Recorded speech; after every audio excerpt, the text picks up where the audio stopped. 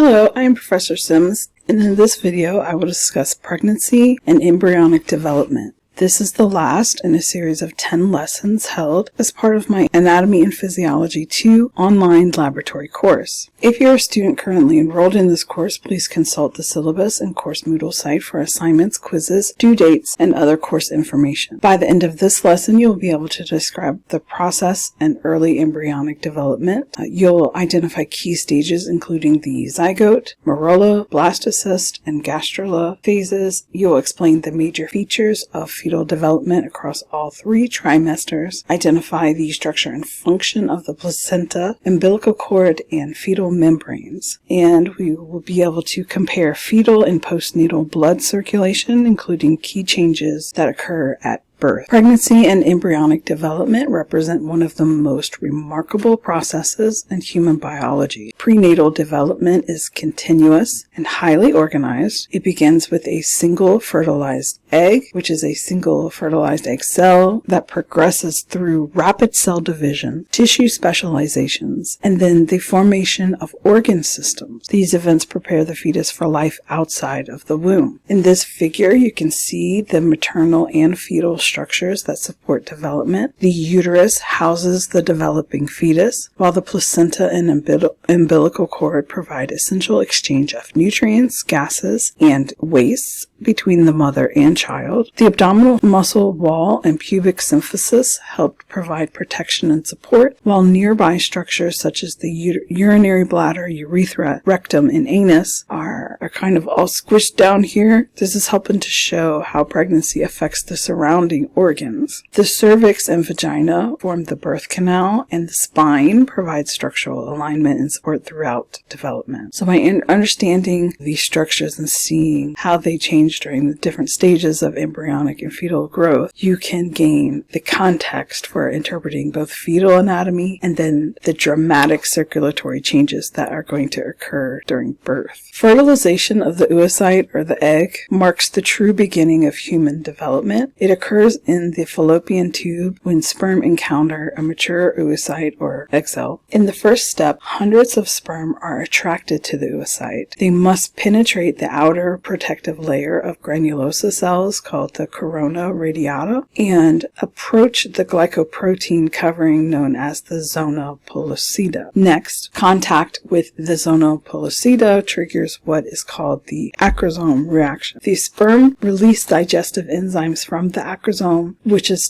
it's a cap-like structure on the head of the sperm. And the digestive enzymes from the acrosome break down the protective layer and expose the oocyte's plasma membrane. And then finally, as you can see in step 3 here, a single sperm will succeed in reaching the egg. The plasma membrane fuses with that of the oocyte, and the sperm's nucleus is released into the egg's cytoplasm. And this is the moment where fertilization is complete, and the genetic material from both parents will then combine to form the first cell of a new individual, which is also known as the zygote. So of course we're going to look at all of that in more detail. Right, so we just discussed that pre-embryonic development begins at the moment of fertilization. This is when the sperm cell and an oocyte combines to form a zygote. This single cell carries a complete set of genetic material. In other words, it has all 23 chromosomes from each parent, and that is going to establish the blueprint for a new individual. As the zygote travels down the fallopian tube toward the uterus, it undergoes rapid mitotic division. So this is a process known as cleavage. It's where the repeated mitotic divisions are going to produce smaller cells that organize into a solid cluster of cells called the morolla. Now, by the 5th day, the morolla develops into what is known as a blastocyst. A blastocyst is a hollow sphere of cells with an internal cell mass that will eventually give rise to the embryo itself. Around day 6 through day 9, the blastocyst begins the process of implantation into the uterine wall.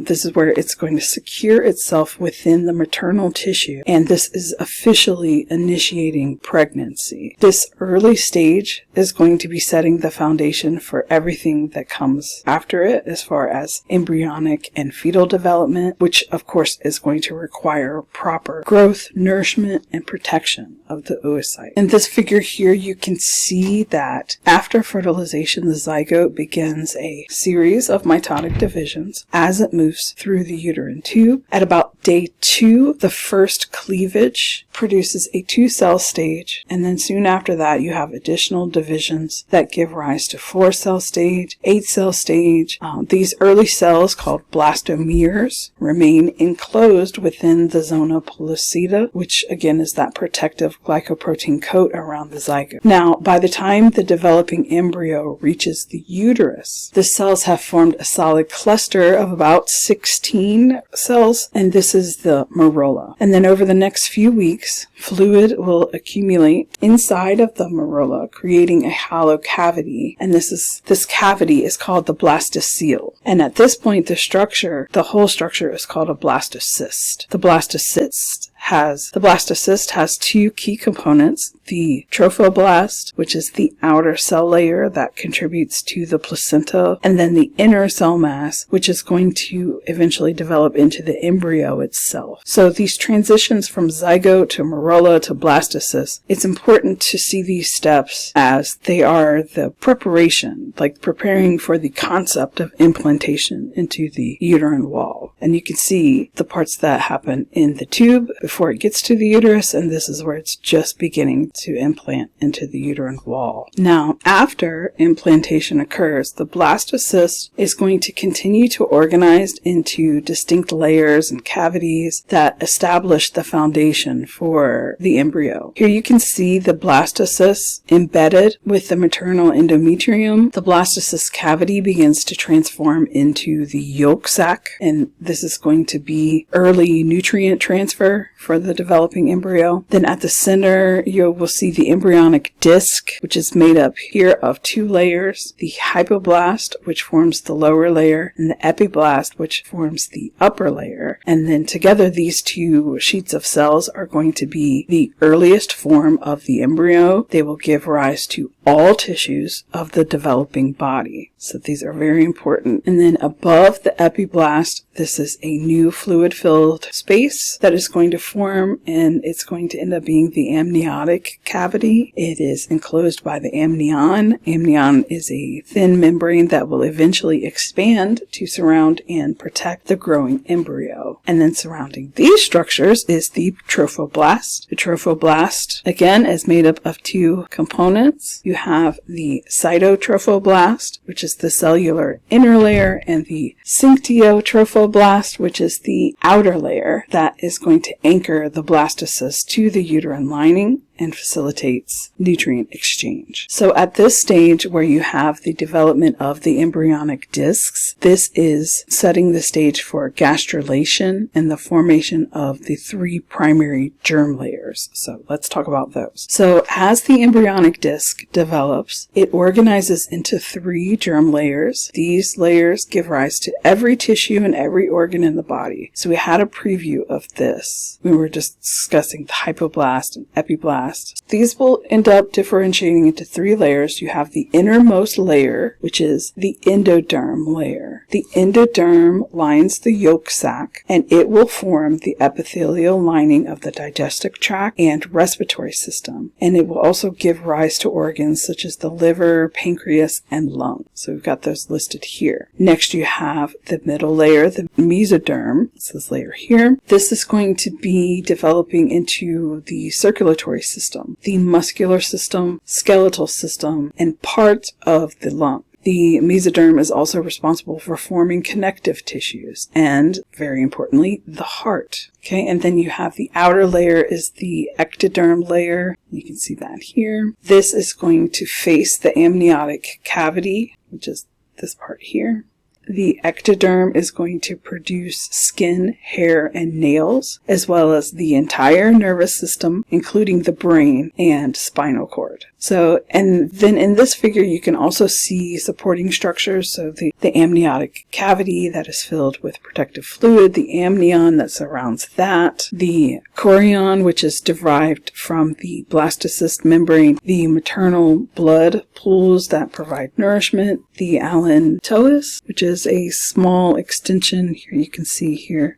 It contributes to the formation of blood vessels in the umbilical cord. So again, these germ layers and all of the supporting membranes are going to be the blueprint for the developing body, ensuring that every system has its origin during this important stage of early development. In early development, the embryo is going to receive nourishment from the decidual cells of the uterine lining. By about week 4 through 12, the placenta is then going to take over as the primary site of nutrient and gas exchange. The placenta forms from both fetal and maternal tissue. The fetal contribution is the chorion, and the maternal contribution is the decidua basalis. Decidua basalis is a specialized region of the endometrium. Projecting from the chorion are chorionic villi. Here you can barely see the chorion, and then zoomed in up close, you can see here are the chorionic villi. These extend into the endometrium, and they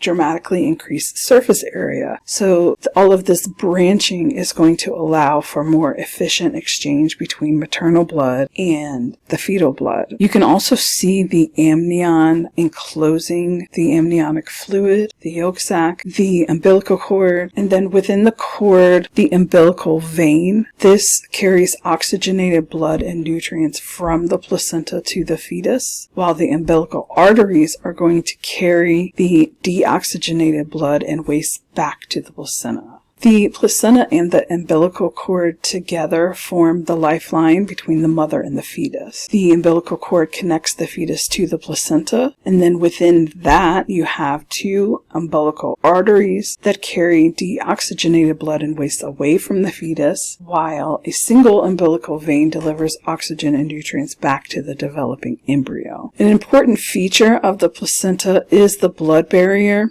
This barrier protects the fetus from most maternal immune attacks and also helps prevent sensitization between maternal and fetal blood. However, while the placenta allows exchange of vital gases, nutrients, and waste, it is not a perfect filter. Certain harmful substances, including alcohol, drugs, and infectious agents, can cross the placental barrier and sometimes affect fetal development. In the figure here, you can see the embryo surrounded by amniotic fluid, enclosed by the amnion, with the yolk sac, chorion, placenta, and umbilical cord all working together to sustain life. Fetal circulation is very specialized, and it needs to be in order to bypass organs that are not yet fully developed or fully functional, especially the lungs and the liver. And this is accomplished through 3 temporary shunts. The first is the ductus venosus. This allows blood from the umbilical vein to bypass the liver and flow directly into the inferior vena cava. This ensures that oxygen and nutrient-rich blood from the placenta can quickly reach the heart. The second is the foramen ovale. This is an opening between the right and left atria of the heart, and this shunt directs blood from the right atrium to the left atrium, reducing the amount that would normally go to the not yet functioning fetal lungs. The third shunt is the ductus arteriosus. This is going to divert blood away from the pulmonary trunk and into the aorta, which again bypasses the not yet functional lungs. So in summary, you have oxygen and nutrients that travel from the placenta, so from the maternal placenta to the developing fetus through the umbilical vein. And then you have waste and carbon dioxide that are carried from the developing fetus back to the placenta through 2 umbilical arteries. And then at birth, as the newborn takes its first breaths, all of those shunts are going to close because they're not needed anymore. The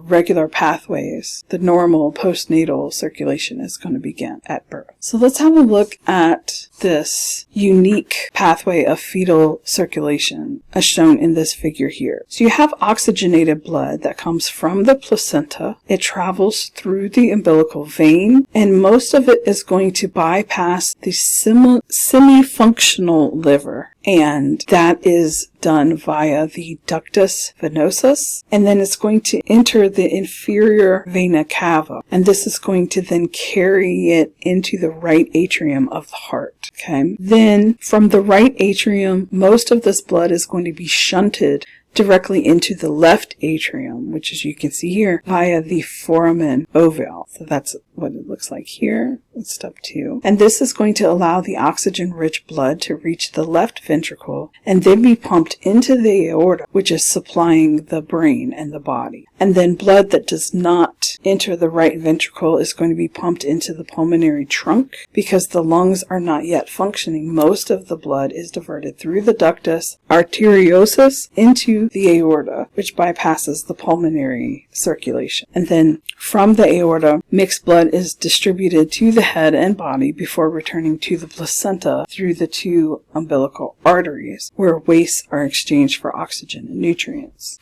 And this specialized system is ensuring that the developing tissues receive all of the oxygen and nutrients that they need, while being able to bypass the organs that normally would take on these roles, but they're not finished developing yet. So until the baby is born, it uses these shunts to move things around where they need to be in order to get oxygen and nutrients where they need to be for the developing fetus. And then this next figure is showing how things change at birth. It's a dramatic shift in the circulatory system as the newborn transitions from the fetal stage to postnatal stage. So before birth, you have the ductus arteriosus shunts moving blood from the pulmonary trunk into the aorta. You have the foramen ovale that is allowing blood to flow directly from the right to the left atrium. You have blood from the placenta arriving via the umbilical vein, and you have the ductus venosus bypassing the semi-functional liver. You have deoxygenated blood returning to the placenta through the umbilical arteries. But then immediately after birth, several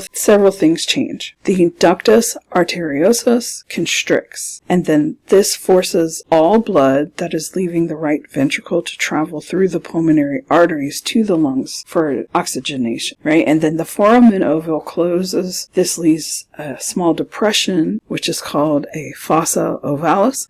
It separates the oxygenated and deoxygenated blood within the heart. Meanwhile, the inferior vena cava now carries only deoxygenated blood back to the heart, and the ductus venosus degenerates into the ligamentum venosum. The umbilical vessels transform into fibrous umbilical ligaments, and all of this is establishing the normal postnatal circulation pattern. So this is a transition that is, it's ensuring that blood is now flowing through the lungs and the liver, and this allows the newborn to fully oxygenate and process nutrients independent of the mother or of the placenta. So let's talk about the timeline of when all of this is occurring. The embryonic period spans weeks 3 through 8 of gestation, and it's time of rapid and critical development. During this stage, the major body systems begin to form. So we're talking the nervous system, heart, limbs, and some of the internal organs they're starting to take shape from early germ layers. And then a key event during this period is the closure of the neural tube. This happens by about week 4. The neural tube, this is the precursor to the brain and spinal cord, and proper closure is going to be important for normal nervous system development. By the end of week 8, the embryo is developed a recognizable human form. Well, sort of recognizable. It has limb buds, sometimes can have some identifiable facial features. You've got basic organization of organ systems, and this is going to be like the foundation for all of the subsequent growth that you'll see here. So that was the embryonic period. The fetal period does not actually begin until week 9, and it continues until birth. During the fetal period, you have accelerated growth. You'll have actual tissues and organs that are formed. Things that started forming during the embryonic period now are maturing and gaining function. The fetus is going to be increasingly responsive to external stimuli. So things like sound and touch. And this is just a reflection of the ongoing development of its nervous system. Between weeks 9 and 16, you have several milestones. So you have bones that start to ossify. This, of course, gives the fetus a more rigid skeleton or skeletal framework. And then you can see here in this figure, you can see some cranial bones, humerus, radius, ulna. So you can see some of the skeletal framework has formed and hardened, or they're starting to harden. And then other developmental events include the onset of bile production, formation of limb buds and movement of the limbs, the refinement of facial features. And at this stage, interestingly enough, there are eyelids and they remain sealed, which provides protection for the developing eyes. Moving on to weeks 17 through 20, this is where fetal movements strengthen and become more noticeable to the mother. This is a phenomenon known as quickening, when you can feel the baby kick. It's called quickening. The skin is going to be coated with vernix. This is a protective waxy substance. And it also has fine hair called lanugo, which help shield the fetus from amniotic fluid. From weeks 21 to 30, rapid weight gain occurs. The lungs begin producing surfactant, which is an important component of proper breathing at birth. Then the spinal cord begins myelination, which is the process that will improve nerve signal transmission after birth. Then around 30 weeks, you have the eyes opening, testes descending in males. The bone marrow takes over as the primary site for red blood cell production. And then in the last weeks of gestation, from weeks 31 to 40, fat accumulates under the skin. Lanugo begins to shed. Nails reach from the fingertips. The skin becomes soft and pink. And by full term, a newborn typically measures approximately 51 centimeters or 20 inches in length and weighs about 2.5 to 4 kilograms or 5.5 to 8.8 pounds. And hopefully, if everything went right, the infant will be fully prepared for life outside of the womb, as it has developed the proper structural, metabolic, and functional processes needed for survival after birth. I've included this figure here. This is the Carnegie collection. It shows fetal development, so this is after the embryonic stage. Week by week, it goes from week 10 through week 23, and each image is illustrating the gradual and continuous growth of the fetus during the second trimester. From weeks 10 to 12, the fetus, it's still very small, but organs are continuing to mature. The head remains proportionally large. The limbs elongate, the fingers and toes become more distinct. Between weeks 13 and 16, the body is growing longer, the bones ossify further, facial features are refining, movements become more coordinated, and the fetus begins to respond to stimuli. From weeks 17 through 20, fetal movements strengthen and become noticeable to the mother. Skin is covered in vernix and lanugo. The skeleton continues to ossify and the eyes remain closed. By week 23, the fetus has a more human-like appearance with longer limbs, defined facial features, and continued maturation of internal organs, preparing for viability outside of the womb. I just want to show y'all this because it's a pretty cool week-by-week progression that demonstrates the complexity and precision of fetal growth and emphasizes how rapidly this happens, like how fast structural and functional changes are occurring just during the second trimester. For this week's pre-lab activities, read the Development and Inheritance chapter, that's 28 in the OpenStax textbook. As usual, read through the introduction and background from chapter 10 of the lab manual, complete the pre-lab activities, and use that to help you with the Lab 10 quiz on Moodle. For lab exercise 10.1, you will explore pregnancy and embryonic development using the anatomical models. And this is all outlined in Chapter 10 of the lab manual. You will identify key structures involved in female reproductive anatomy and early development, including the corpus albicans, which represents a regressed corpus luteum, and the active corpus luteum, as well as the ovary, uterus, and vagina. You'll also locate and differentiate the stages of ovarian follicles, the primary follicle, secondary follicle, Graafian follicle.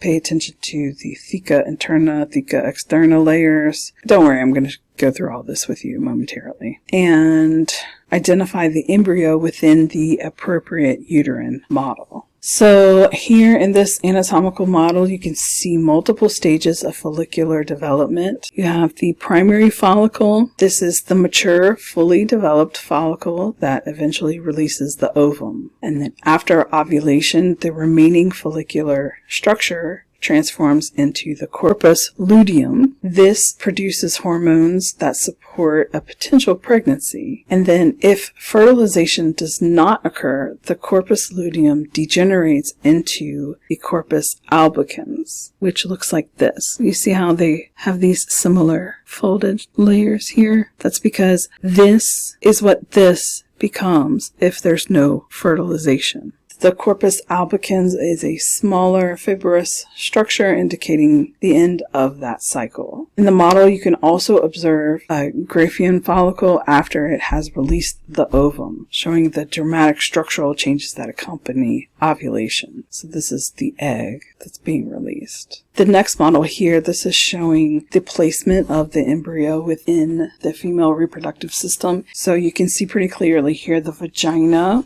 which is the passageway connecting the external environment to the uterus. The uterus, this whole thing here, is housing the developing embryo, providing a protective environment, and of course the site for implantation and early growth. And then the embryo is visible within the uterine cavity, and it's just showing the orientation relative to the maternal structures. And then, of course, on either side of the uterus there, you can see the ovaries.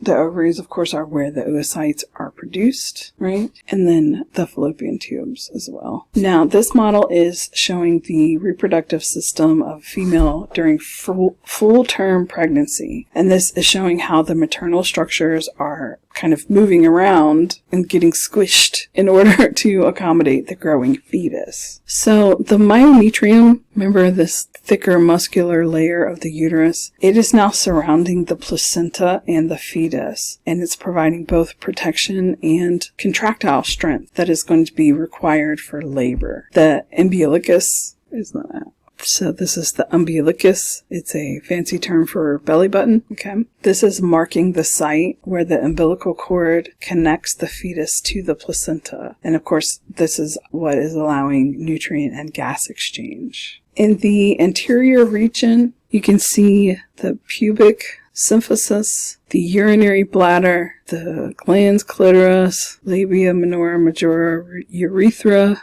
the external ureter, sphincter, anus, vagina. You see how all this stuff is crammed way down here? This is why pregnant women always need to pee. Because in addition to being squished with all of these other organs, then you also have a big heavy baby right here that's laying on top of it. And sometimes it likes to kick it. So this is really illustrating all of these pelvic structures that are, it's a mixture of complex anatomical adjustments that have had to occur by the end of pregnancy in order to ensure that the fetus, the baby is protected, but also there has to be accommodations made for the maternal readiness for childbirth as well. In lab exercise 10.2, again, as usual, you're going to be looking at histology slides. This is pregnancy and embryonic development, and it's just going to be figures 10.5 and 6 in the lab manual if you're an online student, as per usual. Now, your goal here is going to be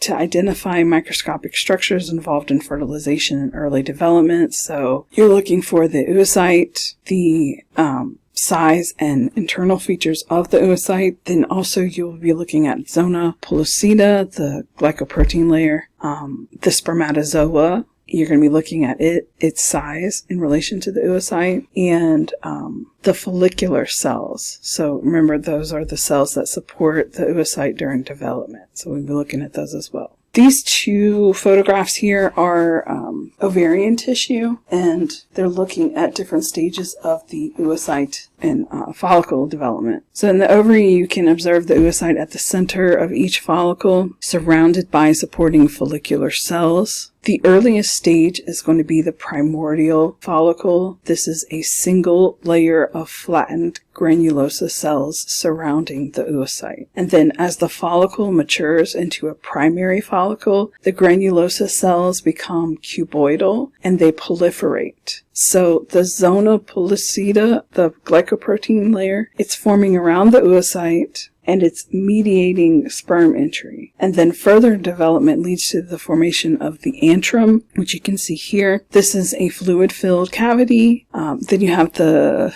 cumulus oophorus, and this is like a cluster of granulosa cells that again is helping to support the oocyte. And then you have the theca layer that surrounds the follicle. It's becoming a bit more distinct. It's this layer here. It looks similar to the here, but it's becoming more distinct the further along it is in development. And this is helping to differentiate into the theca interna and theca externa, which these are both involved in hormone production. This is a histology slide showing the moment of fertilization, and you can see at the center there's the oocyte, and again it is surrounded by zona pellucida, and then you have multiple spermatozoa that are visible. You can see them trying to approach and enter the oocyte, but only one of these is going to successfully penetrate through this layer here, this glycoprotein layer, and then it can fuse with the oocyte's plasma membrane,